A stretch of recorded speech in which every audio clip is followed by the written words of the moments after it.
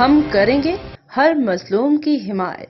السلام علیکم ناظرین، میں ہوں حورین فاطمہ اور آپ دیکھ رہے ہیں حمایتی نیوز HD چینل۔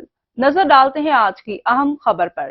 آج صبح جت برادری کے معزز اور ریٹائرڈ گورنمنٹ ٹیچر پراترم غلام النبی جت کو ریڑھی کوٹ کراچی میں کلاشنکوف سے فائرنگ کر کے قتل کر دیا گیا۔ یاد رہے کہ کچھ عرصہ پہلے مرحوم غلام النبی جت کے بیٹے نور النبی جت کو بھی ریڑھی کوٹ میں کر دیا گیا تھا، جس کی قاتل ابھی تک کوئی سزا نہیں ہوئی۔ آج اس کے قاتل کے دوسرے بھائی ان کے ساتھیوں نے غلام النبی جت پر فائرنگ کر کے قتل کر دیا۔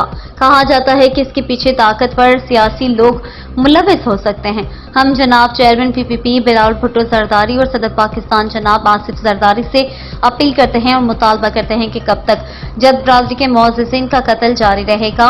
سندھ اور بلوچستان کی جت برادری حکومت سندھ سے مطالبہ کرتی کہ فوراً غلام النبی جت کے قاتلوں کو گرفتار کر کے سخت سزا دی جائے۔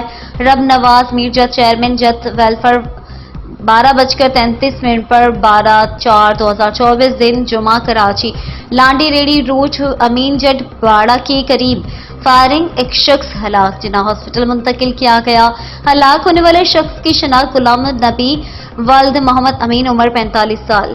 احمد دین حمایتی کی رپورٹ۔ اب تک کے لیے اتنا ہی۔ مزید خبروں اور اپڈیٹ سے باخبر رہنے کے لیے دیکھتے رہیں حمایتی نیوز HD چینل۔